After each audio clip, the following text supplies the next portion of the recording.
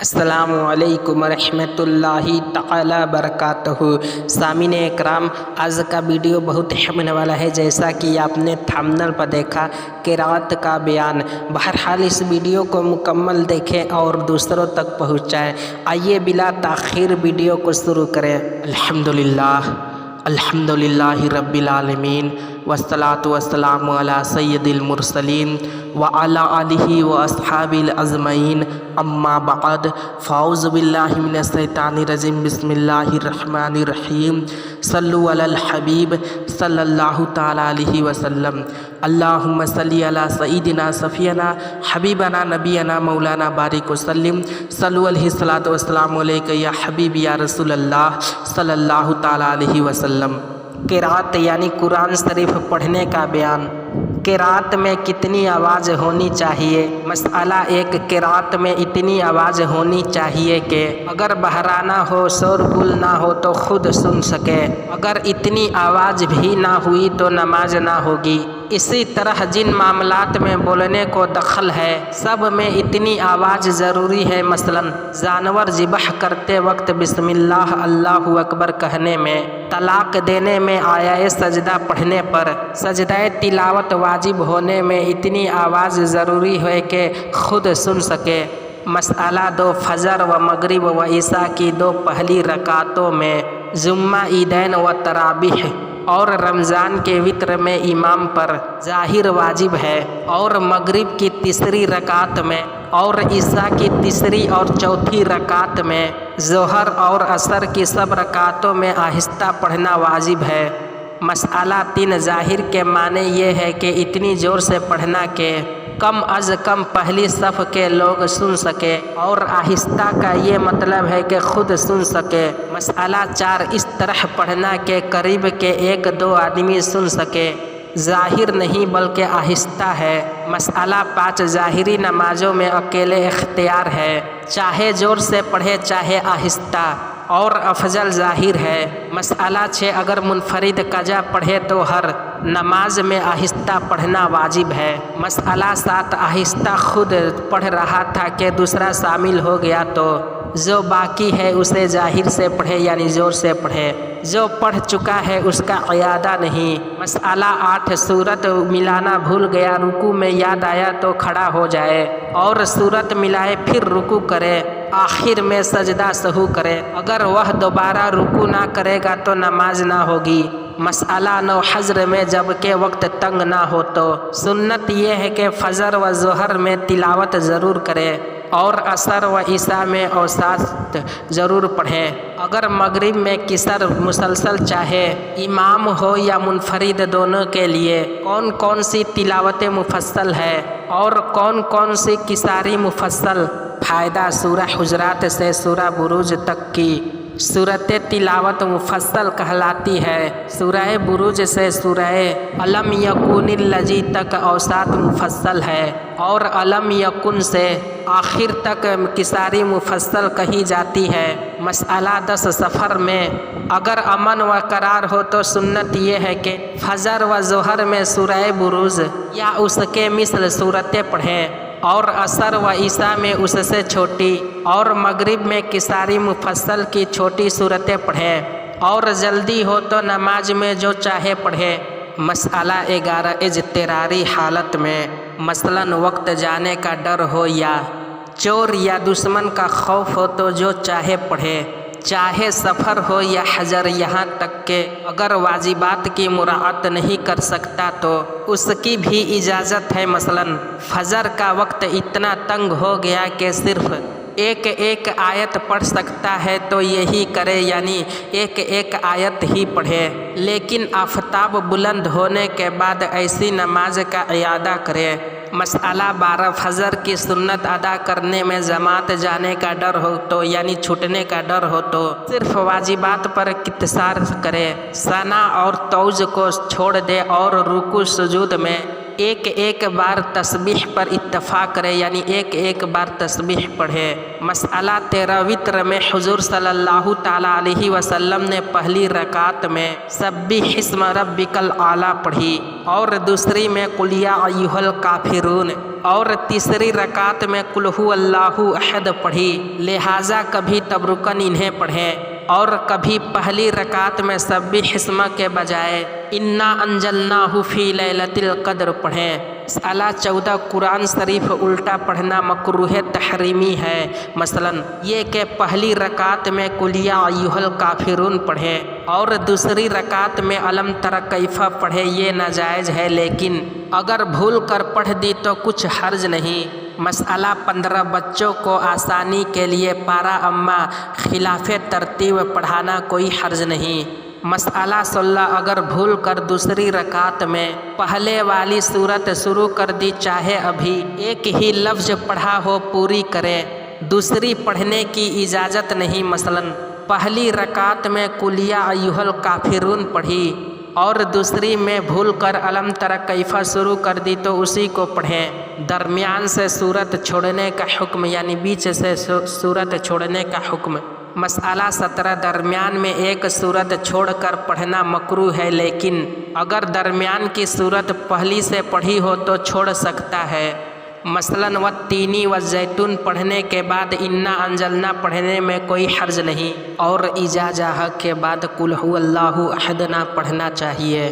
مسئلہ 18 بہتر یہ ہے کہ فرض نمازوں میں پہلی رکعت سے قرات دوسری رکعت سے کچھ زیادہ ہو، اور فجر میں پہلی رکعت میں 2/3 اور دوسری رکعت میں 1/3 ہو۔ مسئلہ 19 جمعہ عیدین کی پہلی رکعتوں میں سبح اسم، دوسری میں هل اتاک پڑھنا سنت ہے۔ مسئلہ 20 سنتوں اور نفلوں کی دونوں رکعتوں میں برابر کی صورت پڑھیں۔ مسئلہ 21 نوافل کی دونوں رکعتوں میں ایک ہی صورت پڑھنا، ایک رکعت میں اسی صورت کو بار بار پڑھنا بلا کراہت جائز ہے۔ قرات میں غلطی ہو جانے کا بیان۔ اس میں قاعدہ کلیہ یہ ہے کہ اگر ایسی غلطی ہوئی کہ جس سے معنی بگڑ جائے تو نماز فاسد ہو گئی، ورنہ نہیں۔ مسئلہ 22 ایک حروف کی جگہ دوسرا حروف پڑھنا، اگر اس جگہ سے ہے کہ اس کی زبان سے وہ حروف ادا نہیں ہوتا تو مجبور ہے اس پر کوشش کرنا ضروری ہے، اور اگر لاپرواہی سے ہے، جیسے آج کل کے اکثر حفاظ کرام اور علماء کے ادا کرنے پر قادر ہے مگر بے خیالی میں تبدیل حروف کر دیتے ہیں، تو اگر معنی فاسد ہو نماز نہ ہوئی۔ اس قسم کی جتنی نمازیں پڑھی ہو ان کی قضا لازم ہے۔ مسئلہ 23 ان حروفوں میں صحیح طور پر احتیاط رکھے، ورنہ معنی فاسد ہونے کی صورت میں نماز نہ ہوگی۔ اور بعض تو ہے اور ہے میں فرق نہیں اور جا اور زا میں فرق نہیں سمجھتے ہیں۔ جس سے حروف صحیح ادا نہ ہوتے ہو وہ کیا کرے؟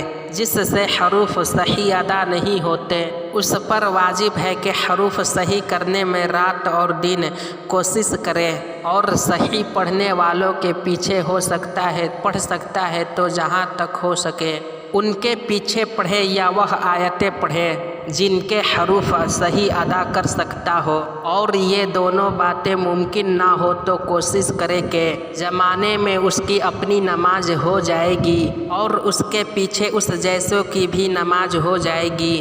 مسئلہ 24 جس نے سبحان ربی العظیم میں عظیم کو زو کے بجائے جے پڑھ دے تو نماز جاتی رہے، لہٰذا اس سے عظیم صحیح ادا نہ ہو وہ سبحان ربی الکریم پڑھے۔ نماز کے باہر قرآن شریف پڑھنے کا بیان۔ مسئلہ 25 قرآن شریف نہایت اچھی آواز سے پڑھنا چاہیے، لیکن گانے کی طرح نہیں کہ یہ ناجائز ہے، بلکہ قواعد تجوید کی رعایت کر کے۔ مسئلہ 26 قرآن مجید دیکھ کر پڑھنا زبانی پڑھنے سے افضل ہے۔ مستحب یہ ہے کہ باوجو قبلہ رخ اچھے کپڑے پہن کر تلاوت کرے، اور تلاوت کے شروع میں اعوذ باللہ پڑھنا مستحب ہے، بسم اللہ بھی پڑھ لیں، اور سورت کے شروع میں بسم اللہ پڑھنا سنت ہے ورنہ مستحب۔ اگر آیت پڑھنا چاہتا ہے اور اس آیت کے شروع میں ایسی ضمیر ہے جو اللہ تعالیٰ کی طرف رجوع ہے، جیسے هو اللہ الذی لا الہ الا اللہ، تو اعوذ باللہ کے بعد بسم اللہ پڑھنے کا استحباب مؤکد ہے۔ بیچ میں کوئی دینی کام کرے تو بسم اللہ پھر پڑھ لے، جیسے دینی کام کیا، سلام کا جواب دیا، اذان کا جواب دیا، یا سبحان اللہ کہا، یا کلمہ اذکار کیا، تو اعوذ باللہ پڑھنا اس کے ذمہ نہیں۔ مسئلہ 27 سورہ برات تلاوت کے بیچ میں آئی تو بسم اللہ پڑھنے کی ضرورت نہیں، اور یہ جو مشہور ہے کہ اگر تلاوت کی ابتدا سورہ برات سے پڑھے تب بھی بسم اللہ نہ پڑھیں، یہ بالکل غلط ہے۔ اسی طرح یہ بھی بے اصل بات ہے کہ اس کے ابتدا میں توج پڑھے، درمیان تلاوت میں بہار شریعت۔ مسئلہ 28 3 دن کے کم میں ایک ختم بہتر نہیں۔ مسئلہ 29 جب ختم ہو تو 3 بار قل ھو اللہ احد پڑھنا بہتر ہے۔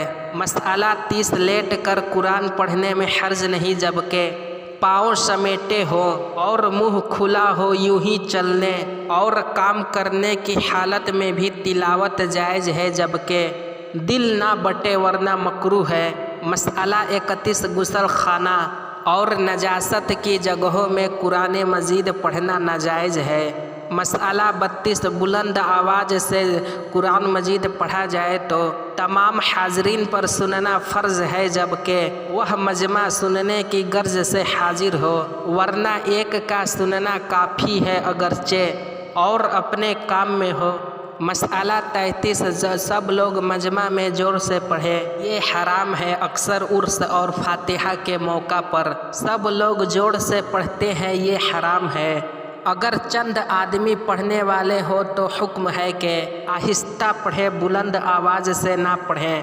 مسئلہ 34 بازاروں میں یا جہاں لوگ کام میں لگے ہوں زور سے پڑھنا ناجائز ہے، لوگ اگر نہ سنیں گے تو گناہ پڑھنے والے پر ہے۔ مسئلہ 35 تلاوت کرنے میں کوئی معجمی دینی بادشاہ اسلام یا عالم دین یا پیر یا استاد یا باپ آ جائے تو تلاوت کرنے والا اس کے تعظیم کو کھڑا ہو سکتا ہے۔ مسئلہ 36 جو شخص غلط پڑھتا ہو تو سننے والے پر واجب ہے کہ بتاتے، بشرطے کہ بتانے کی وجہ سے کینہ و حسد پیدا نہ ہو۔ سامعین اکرام، آج کا ویڈیو میں اتنا ہی۔ انشاءاللہ العزیز ملتے ہیں کل اگلے ویڈیو میں اگلے موضوع پر۔